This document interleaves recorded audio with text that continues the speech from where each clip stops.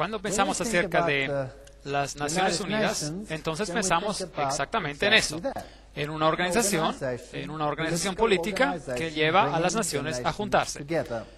Y eso suena como algo encomiable, elogiable, y la pregunta ¿es todo lo que hay detrás de esto? Recuerden que a la Torre de Babel, Dios separó a las naciones. Ahora, si usted mira la sede de las Naciones Unidas en Nueva York, este es realmente un edificio bastante fascinante. Es un grande y el nombre Naciones Unidas fue inventado por el presidente de los Estados Unidos, Franklin D. Roosevelt, y se utilizó en la Declaración de las Naciones Unidas del enero del 1942, durante la Segunda Guerra Mundial, cuando representantes de 26 naciones se comprometieron con sus gobiernos para seguir luchando juntos contra lo que ellos llamaron las potencias del eje. Nombre interesante, potencias del eje.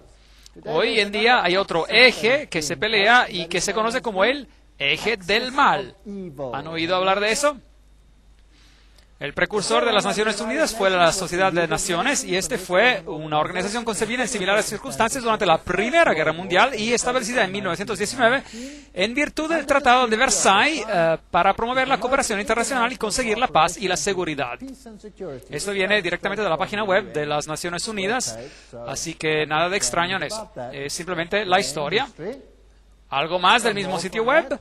En 1945, representantes de 50 países se reunieron en San Francisco en la Conferencia de las Naciones Unidas sobre organizaciones internacionales y se elaboraron los estatutos de las Naciones Unidas. Y los delegados deliberaron sobre la base de las propuestas elaboradas por los representantes de China, la Unión Soviética, el Reino Unido y los Estados Unidos en Dumbarton Oaks, y Estados Unidos. Desde el mes de agosto hasta octubre de 1944, fue firmado el 26 de junio de 1945 por 50 países. Polonia no fue representada y firmó posteriormente, convirtiéndose en uno de los 51 Estados miembros originales. Así que comenzó a existir oficialmente el 24 de octubre de 1945, cuando los estatutos fueron ratificados por China, Francia, la Unión Soviética, el Reino Unido, los Estados Unidos y por la mayoría de los demás signatarios. Y cada 24 de octubre ellos celebran esta fundación de las Naciones Unidas. Ahora, echemos un vistazo a estos estatutos de las Naciones Unidas. Esta es una pieza muy interesante de la historia. Bueno, Arthur Balfour, ¿se acuerdan de ese nombre? Lo hemos usado antes. Él fue un miembro de los apóstoles de Hort. ¿Recuerdan al señor Hort? Este fue el profesor que ayudó a producir los textos griegos que cambiaron el énfasis de la Biblia y eliminaron de la palabra de Dios muchos de los aspectos del poder y de la soberanía de Jesucristo. Y los apóstoles fueron la sociedad secreta que funcionaba en ese tiempo, y Hort era un miembro, así como Arthur Balfour. Arthur fue también el presidente de la Sociedad para la Investigación Psíquica y pronto se convirtió en el primer ministro de Inglaterra y fue instrumental en la primera Liga de las Naciones. Arthur Balfour fue este. Así que este primer ministro fue también, por supuesto, activo en la redacción original de los estatutos de la Sociedad de las Naciones, y mucho de su contenido formó la base de los estatutos de las Naciones Unidas. Él no solo dirigió la Sociedad para la Investigación Psíquica, teniendo sesiones de espiritismos en su casa, inició un grupo llamado también The Synthetic Society, la Sociedad Sintética, cuyo objetivo era de crear una religión mundial. Ese es un punto muy interesante a nivel histórico. Y él invitó a Frederick Myers de la Sociedad de Investigación Psíquica a unirse y juntos crearon el preámbulo de todas las religiones. Y se incluye el dogma: los espíritus de los difuntos pueden comunicarse. Obviamente, si usted pertenece a ese tipo de sociedad, entonces eso es parte de la situación. Así que integrado allí había el deseo de juntar a todas las religiones. Ahora vamos a echar un vistazo a algunas de las historias, de las figuras históricas de las Naciones Unidas. Alger Hiss, él se convirtió en el secretario general después de la creación de las Naciones Unidas el 16 de abril de 1945. En la revista Time se lo llamó uno de los jóvenes brillantes del Departamento de Estado. Fueron Hiss y Joseph E. Johnson, que más tarde se convirtió en el secretario de los Bilderbergers. Así que tenemos a todas las sociedades secretas de nuevo, que escribió gran parte de los estatutos de las Naciones Unidas. Así que masones muy elevados, Bilderbergers, fueron responsables por esos estatutos. Ahora sabemos lo que ellos creen y ya hemos tenido una conferencia sobre eso, y los que quieren más detalle busquen a esa conferencia, tomando como patrón la Constitución de Rusia y el Manifiesto Comunista. Eso es muy interesante. Así que la Constitución de la URSS es casi idéntica a la Constitución de las Naciones Unidas. Para los que no lo saben, y hay todas las citas, todo lo que les digo tiene una cita, así que por favor nadie se enoje conmigo. Si se enoja, enójese si quiere con quien estableció todo esto. Yo no tengo nada que ver con eso. Recuerde que yo también señalé en anteriores conferencias quiénes son las personas responsables por tratar de llevar todas las naciones juntas bajo un gobierno unitario, y después, detrás de las escenas, entre bastidores, otra organización debe juntar a todas las religiones. Pero este asunto no era el asunto primario o público. Este asunto era conocido más bien en el círculo secreto.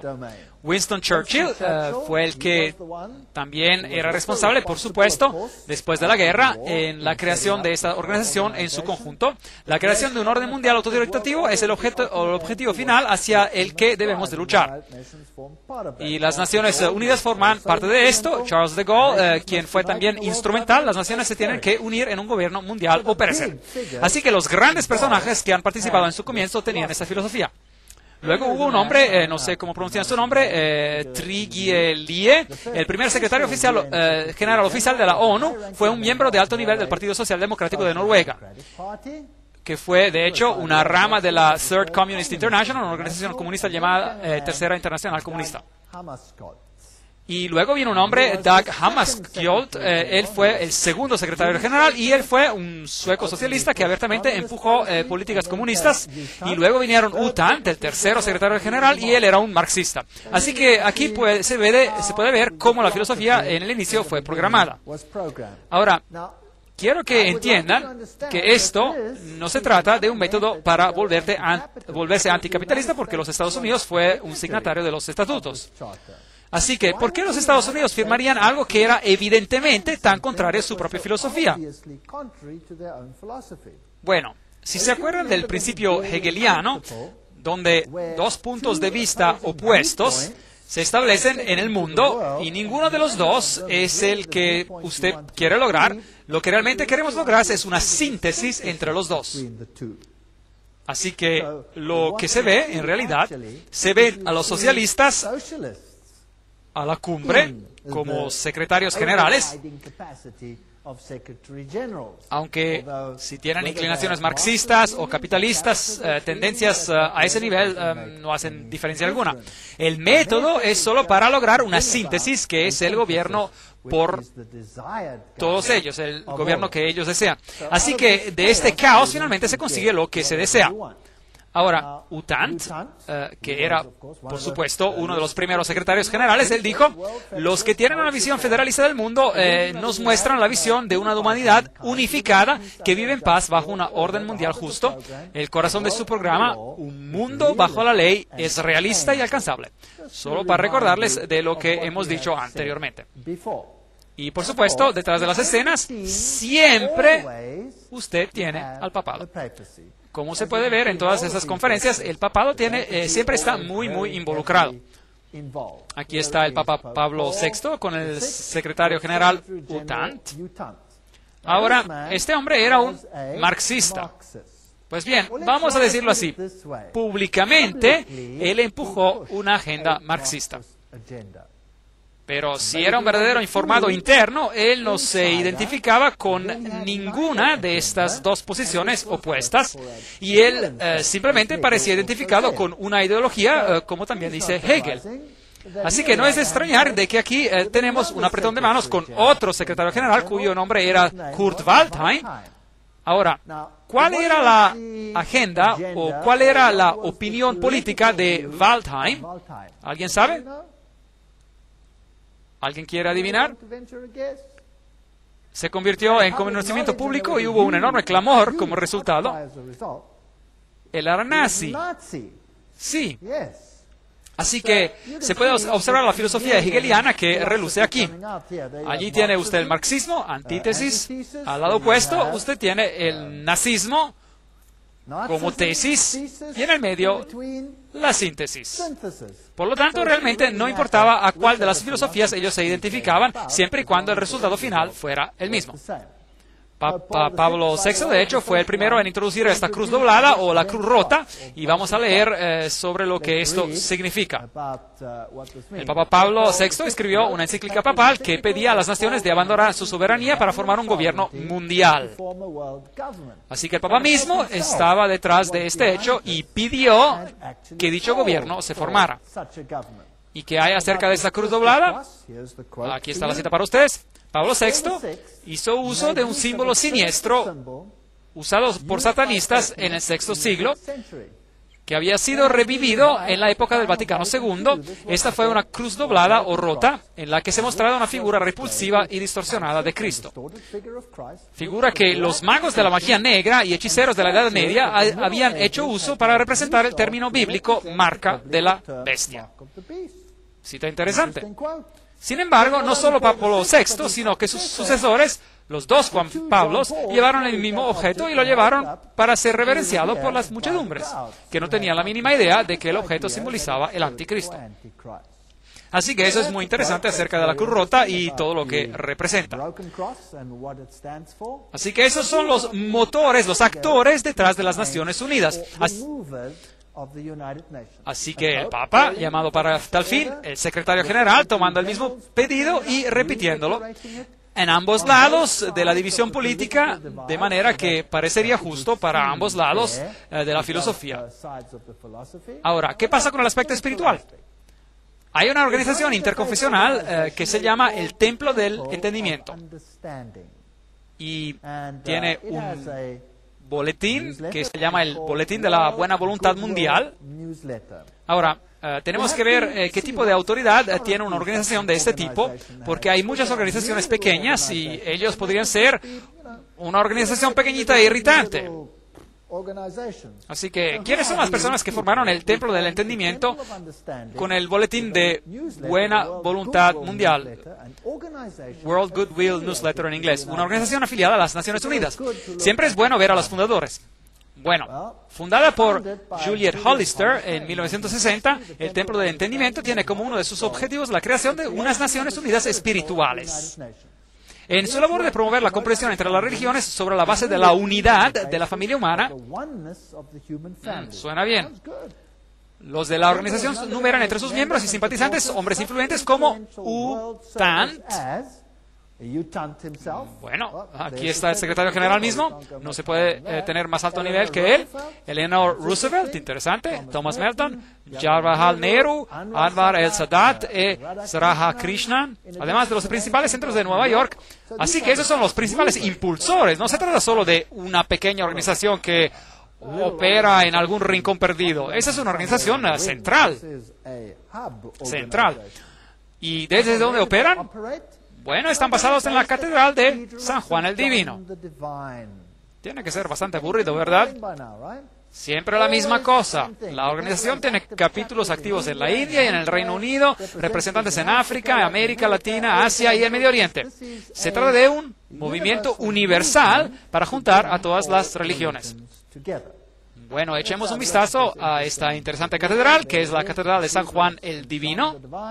La catedral está ubicada en la calle 112, en la avenida de Ámsterdam, a una cuadra de Broadway, la catedral más grande del mundo. Eso es también interesante. La iglesia catedral de San Juan el Divino en Nueva York es la iglesia madre de la diócesis episcopal de Nueva York y la sede de su obispo. Recuerden que aquí es donde pusieron el Cristo femenino y tuvieron la cuestión del ordenamiento de los obispos homosexuales y todo tipo de cosas interesantes ocurrieron en esta catedral episcopal. Bueno, un poco más de historia. Jim Garrison, presidente de la Fundación Gorbachev de la Nueva Era. Esta es la fundación que fue fundada por Gorbachev en Nueva York. Jim Garrison ha dicho, vamos a llegar a un gobierno mundial, es inevitable. Va a haber conflictos, coacción y consenso. Eso es todo parte de lo que se necesitará a medida que daremos a luz la primera civilización mundial. Así que esa es la agenda que ellos tienen. Philip Jessup, un miembro del CFR y la Corte Mundial de Justicia, personas de rango muy elevado, ¿correcto? Y escribe, estoy de acuerdo en que la soberanía nacional es la raíz de todos los males. Así que obviamente las naciones van a tener que renunciar a su soberanía hacia esta organización sin parecer que lo están haciendo. Sin parecer que lo están haciendo.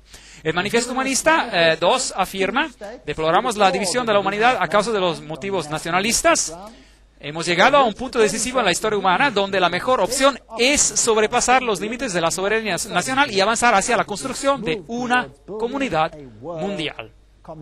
Eso es el Manifiesto Humanista primero y segundo. Esos son los documentos oficiales. Ahora, aquí hay un hombre muy interesante. Este es Robert Mueller. Él es el ex subsecretario general de las Naciones Unidas. Él es hoy el motor en el ámbito espiritual dentro de las Naciones Unidas. Él es también llamado el profeta de la esperanza de las Naciones Unidas.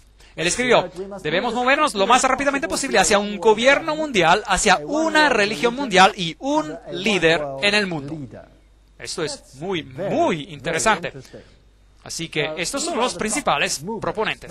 Ahora, la filosofía, siempre estoy interesado en lo que la filosofía es y quién está detrás de ella. Y otra vez, de nuevo, encontramos los mismos nombres una y otra vez.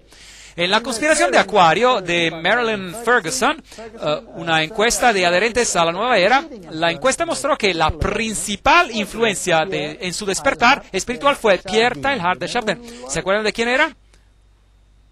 Un sacerdote jesuita.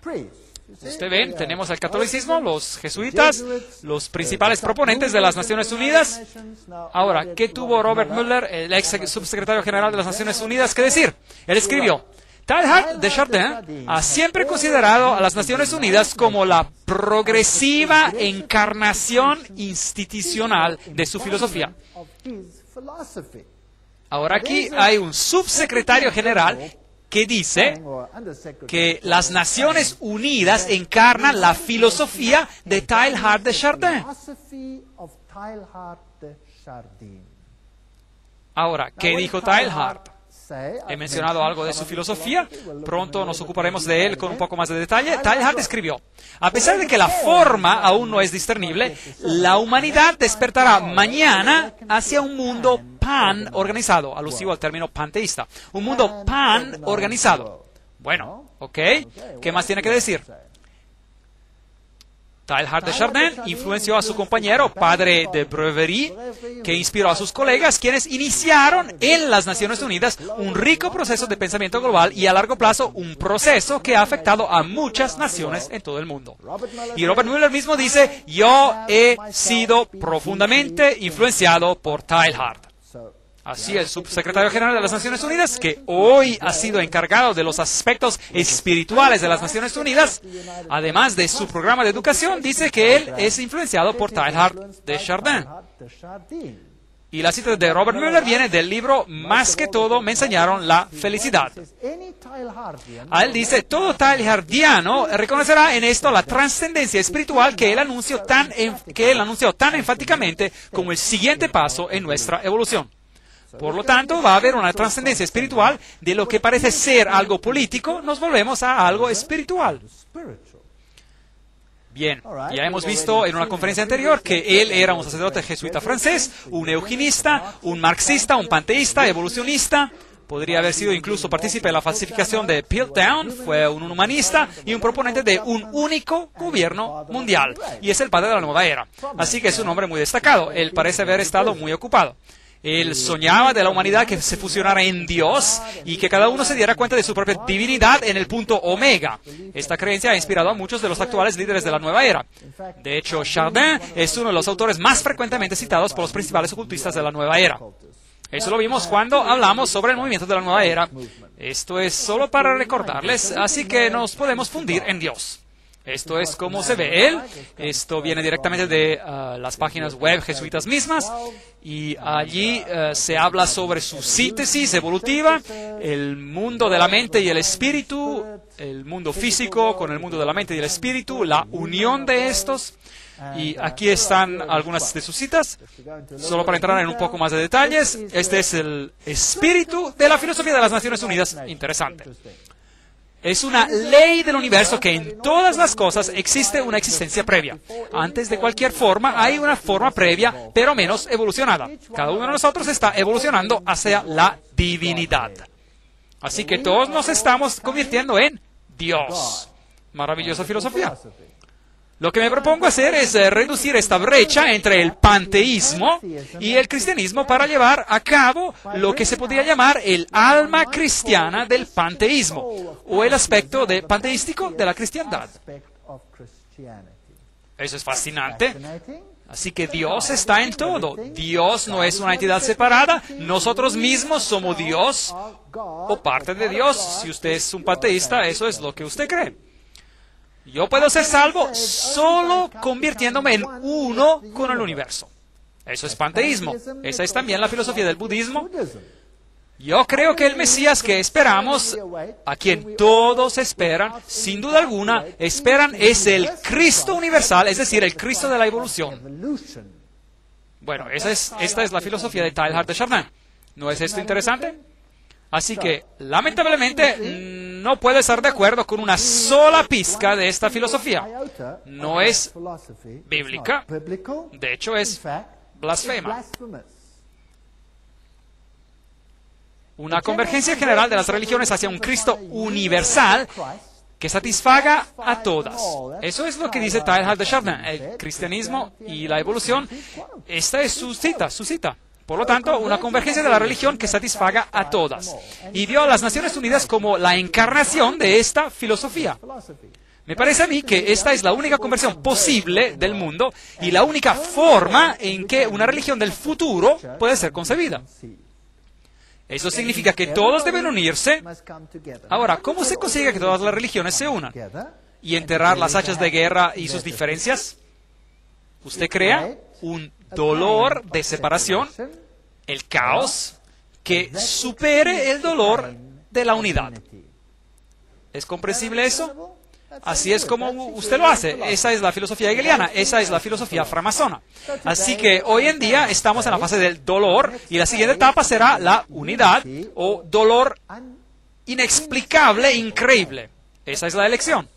Y la humanidad fácilmente elegirá cuál de las dos opciones. la del dolor menor, obviamente, para sobrevivir. Ahora vamos a echar un vistazo a todos los secretarios generales y si ellos realmente encarnan esta filosofía o no. Este es Dag Hjalmar, Agne Carl Hammarskjöld. Él fue el secretario general de las Naciones Unidas del 10 de abril de 1953 hasta el 1961 y se murió en un accidente de avión y fue el cuarto hijo del primer ministro de Suecia durante los años de la Primera Guerra Mundial. Él fue el primero. Ahora, ¿qué cumplió en las Naciones Unidas? Bueno, una de las primeras cosas que hizo fue producir o crear una sala de oración. Y ahí está, en el lado izquierdo, una piedra en el centro de la sala, la podemos ver como un altar vacío. No porque no hay Dios, no porque se trata de un altar a un Dios desconocido, sino porque está dedicado al Dios que el hombre adora bajo muchos nombres y en muchas formas. Muy interesante. De manera que hay esta sala de oración con solo este altar de piedra que se construye para tener la forma de un rectángulo, si usted quiere, que tiene algunos significados interesantes, y todo el edificio, toda la sala, tiene la forma de un trapecio. Ahora, ¿qué significa esto? Bueno, hay también un ojo que todo lo ve, y ese símbolo que vemos aquí entre los hititas es también el símbolo, si se mira atentamente, de las Naciones Unidas. Tiene la corona del laurel y tiene la cara que se ha sustituido con la tierra. Quizás la mejor manera de comprender lo que el ojo que todo lo ve representa es de examinar la arquitectura de la sala de meditación del edificio de las Naciones Unidas en la ciudad de Nueva York. La sala de la meditación está construida con una forma de pirámide, un trapezoide sin la piedra angular. Dentro, la sala está tenuemente iluminada, pero procedente del techo hay un rayo de luz pequeño, pero concentrado, que se irradia hacia abajo al sombrío altar de piedra. En la pared al frente hay un mural impresionante y moderno que está decorado de forma dinámica de simbolismo oculto, que tiene 27 triángulos en diversas configuraciones, una mezcla de blanco y negro y color de fondo, y una línea vertical como de serpiente. En el centro hay el ojo que todo lo ve, que acapara la atención de los millones de visitantes anuales de la ONU con su cruda e invitante imagen de sospecha y omnipresencia. Esta es la cita de Texe Marrs y más citas. La sala de meditación está posicionada hacia el norte, noreste. Para entrar en la habitación hay que proceder de la oscuridad a la luz. De hecho, el orden intermedio de la hermandad satánica se llama la Orden del Trapecio. Muy interesante. Y Anton LaVey, quien es el fundador de la Iglesia de Satanás, se refiere a un principio ocultista conocido como la ley de la trapezoidal. Así que parece que hay una habitación muy ocultista aquí que se dedica a un Dios que puede ser servido bajo cualquier nombre. Cualquier nombre. El que yo conozco tiene un nombre. Un nombre.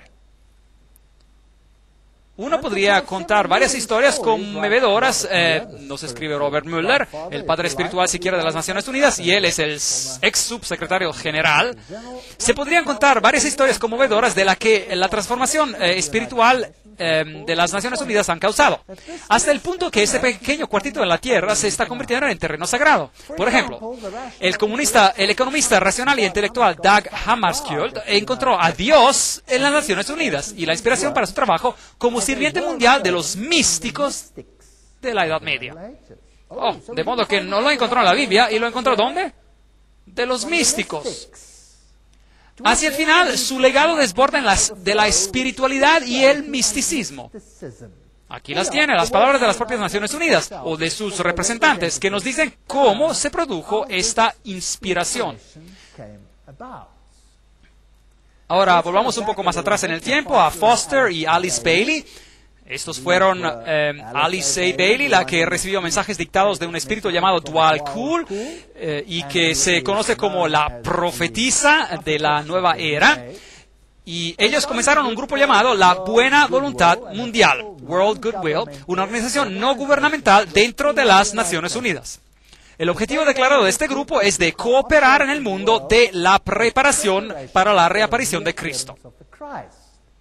Así que las Naciones Unidas, en otras palabras, es una organización que se prepara para juntar a todos los gobiernos, sí, pero eso es solo a nivel político. El programa detrás de esto es de juntar a todas las religiones y prepararlas para la venida de Cristo. ¿Qué Cristo?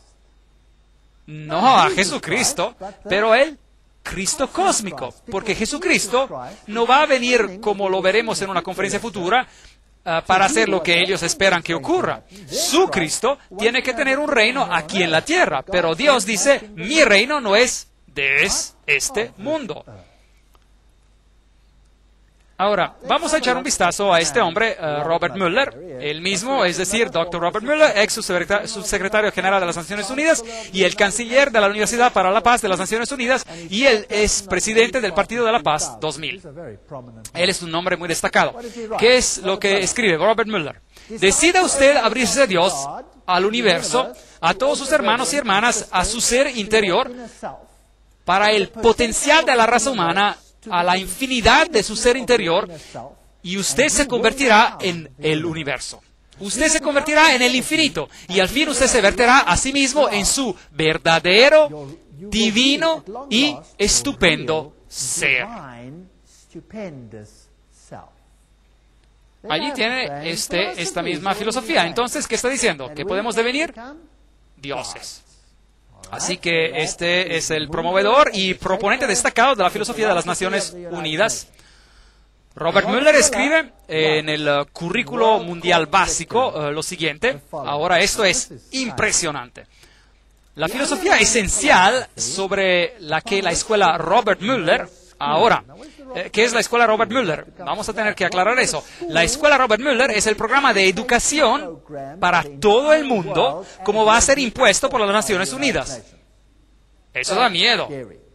Seguimos leyendo. La filosofía esencial sobre la que la escuela Robert Mueller está basada se encuentra en las enseñanzas establecidas en los libros de Alice A. Bailey. ¿Qué pasa? Los libros de Alice A. Bailey se publicaron originalmente por la Lucifer Publishing Company, la casa publicadora Lucifer, cuyo nombre fue cambiado a Lucis Trust, Fundación Lucis, a causa de la fuerte oposición. ¿No es eso correcto?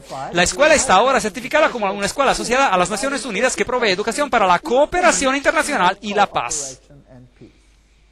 Ok, esta es una gran operación. Por tanto, la filosofía se basa en escritos luciferinos canalizados para la preparación de la venida de Lucifer.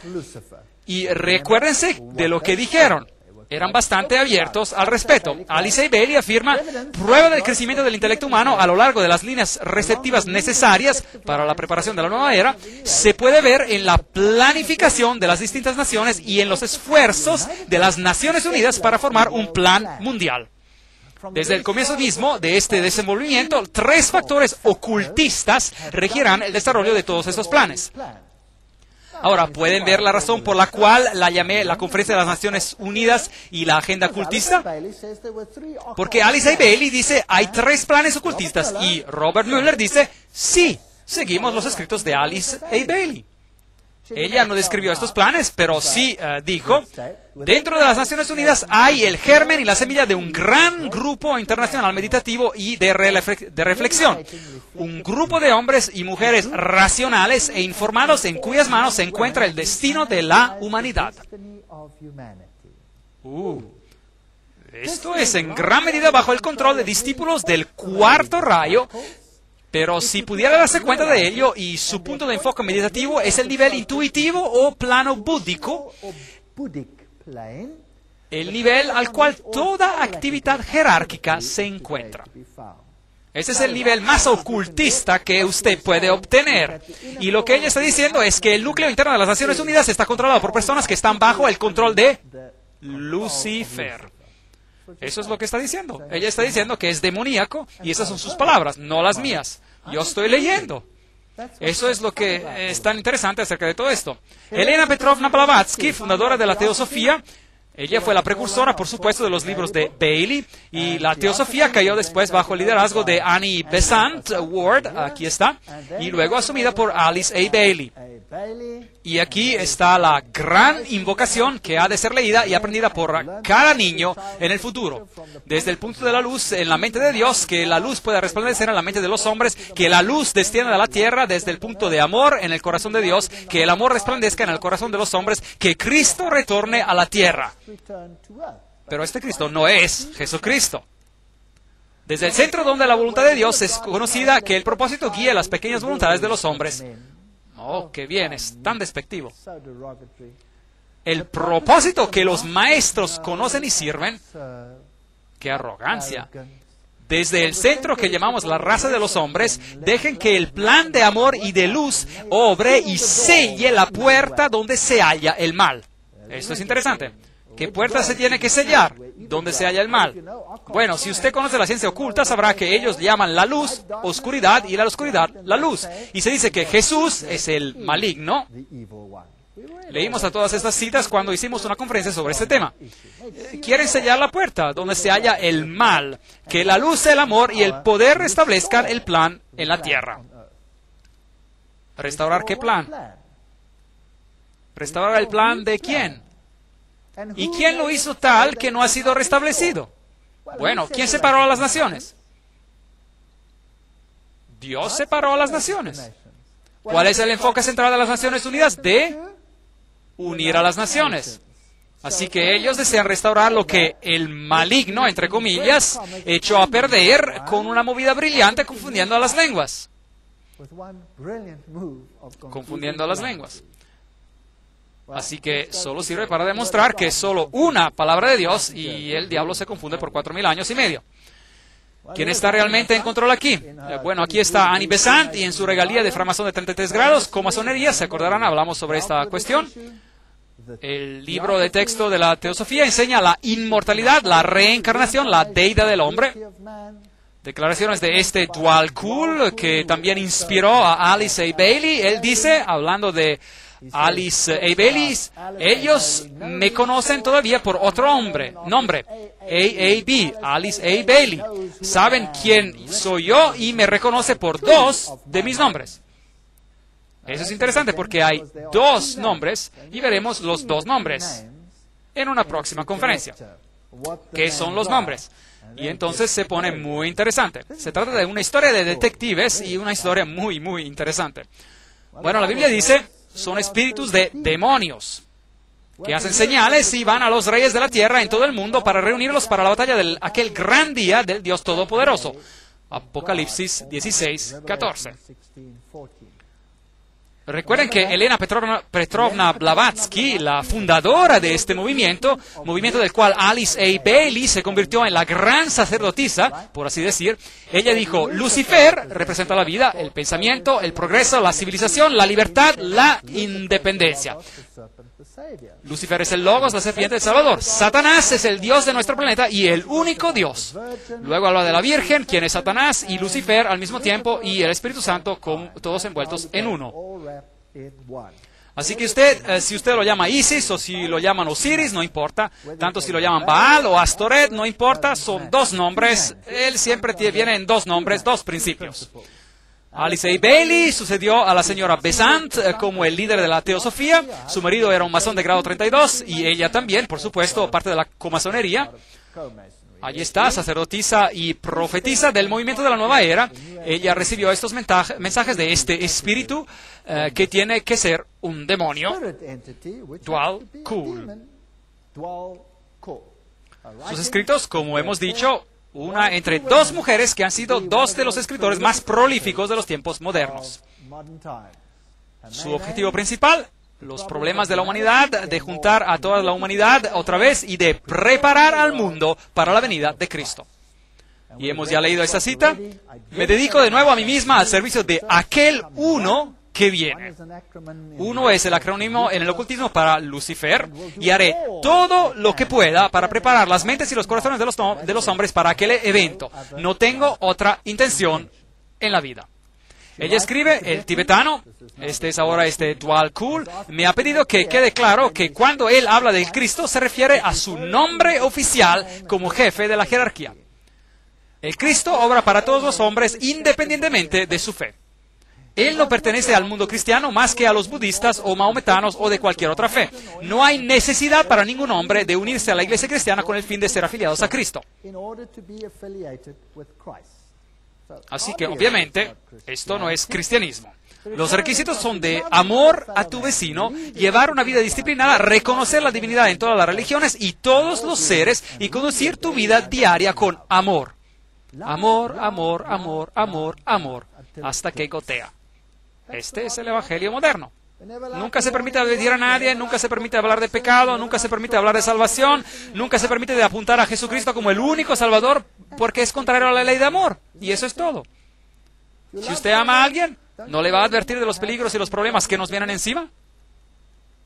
En primer lugar, Él vendrá al mundo que esencialmente es un mundo. Escribió Alice A. Bailey. Así que no tiene que ser un mundo totalmente unido. El resultado principal de su aparición será seguramente de demostrar en toda tierra los efectos de un espíritu de inclusión, aceptación. De un espíritu de inclusión, aceptación. Ahora, quiero que reflexionemos sobre esto. Esto es muy importante. Así que su objetivo principal será el desarrollo de un espíritu de inclusión, de aceptación. Una inclusión, participación que será canalizada o expresada a través de él. Por lo tanto, este espíritu obrará para lograr esto. Todos los que buscan relaciones humanas correctas se reunirán automáticamente a él. Así que no todos los que buscan a Jesucristo, no, son todos los que buscan las relaciones humanas correctas. Pueden ver otra vez el enfoque sobre la humanidad. Todos los que buscan esto automáticamente se reunirán a Él, sea que formen parte o no de una de las grandes religiones del mundo. Así que necesitamos un espíritu de inclusión, aceptación. Bueno, continuemos. Todos los que no ven diferencia verdadera o básica entre religión y religión, o entre hombre y hombre, o nación y nación, se unirán en torno a Él. ¿Entendieron eso? Por lo tanto, si yo no veo ninguna diferencia entre el cristianismo y el budismo, y no veo ninguna diferencia entre el hinduismo y el cristianismo, yo me voy a unir en torno a Él. Si no veo ninguna diferencia entre las naciones, me uniré en torno a Él. Ahora, los que encarnan el espíritu de la exclusividad y separatismo quedarán automáticamente e igualmente revelados, y todos los hombres serán quienes son ellos realmente. Bien. ¿Qué dice la Biblia sobre este tema? La Biblia dice, salid y sed separados. Separados. La Biblia dice, pide por un espíritu de separatividad. Las Naciones Unidas, por su propia naturaleza, no tiene otra opción que pedir por un espíritu de inclusión, aceptación. Pero ahora, ¿qué pasa si los más altos promotores detrás de las escenas son realmente ocultistas y luciferinos? ¿No daría esto un poco de miedo? Porque ¿quién sería el mandamás detrás de las escenas?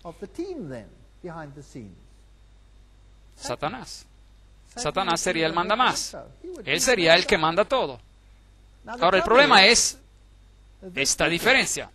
Los que dicen salid y sed separados, ellos van a estar en problemas. Aquellos que dicen, bueno, vamos a ser inclusivos, aceptadores, van a estar bien. La respuesta viene con claridad. Él vendrá de la manera más segura cuando se haya restaurado una medida de paz. No tenemos que tener la paz en el mundo, solo una medida de paz.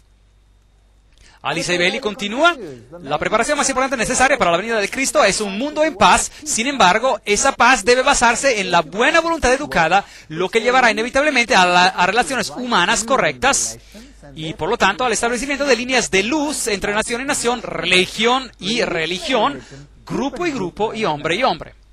Así que la única forma en que vamos a tener esta comunidad es de poner a todos en el mismo bote y convertirse en uno.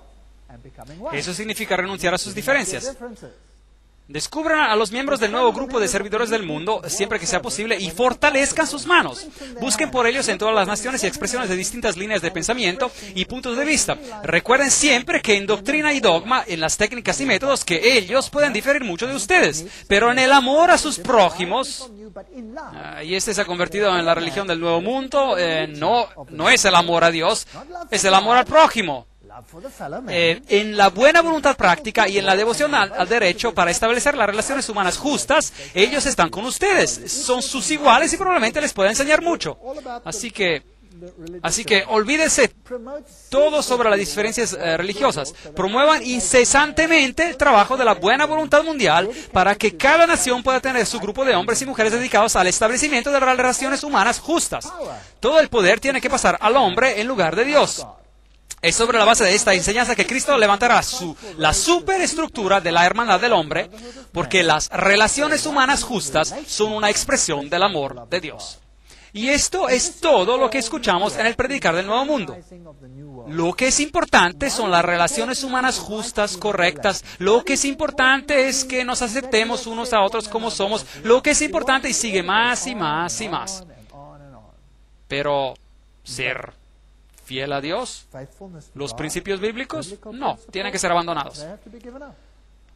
La revista Share International, Compartir Internacional, dice, pero el día vendrá cuando la visión de las Naciones Unidas salvará al mundo, y cuando la realidad de las Naciones Unidas comience a dar frutos, entonces el soplo de la inmortalidad será una realidad viviente en la tierra. Allí está el líder espiritual o el sacerdote actual, por así decir, en las Naciones Unidas, el hindú Sri Chinmoy, y él dice, las Naciones Unidas es el camino a la unidad que lleva a la unicidad suprema. Unicidad con mayúscula. Es como un río que fluye hacia la fuente definitiva, la fuente última. Y las Naciones Unidas se convierte para nosotros en la respuesta a los sufrimientos del mundo, a la oscuridad del mundo, a la ignorancia del mundo. La visión interna de las Naciones Unidas es el don supremo. Y dicen que esto se logrará sin importar la cantidad de años que se requiera. El Dalai Lama dice, en el ámbito de las relaciones internacionales, un sentido de responsabilidad mayor o compartida es especialmente necesario. Hoy, cuando el mundo se vuelve cada vez más interdependiente, los peligros de la conducta irresponsable han aumentado de manera dramática. A menos de que nos demos cuenta que ahora somos parte de una grande familia humana, no podemos esperar lograr la paz y la felicidad. Por lo tanto, todos los dirigentes del mundo están diciendo estas cosas. Y las Naciones Unidas, con su simbolismo de esta antigua corona de laurel alrededor de un planeta, no es nada más que la emulación de un viejo ideal pagano que Lucifer, una vez más, quiere hacer realidad en el mundo en que vivimos hoy en día.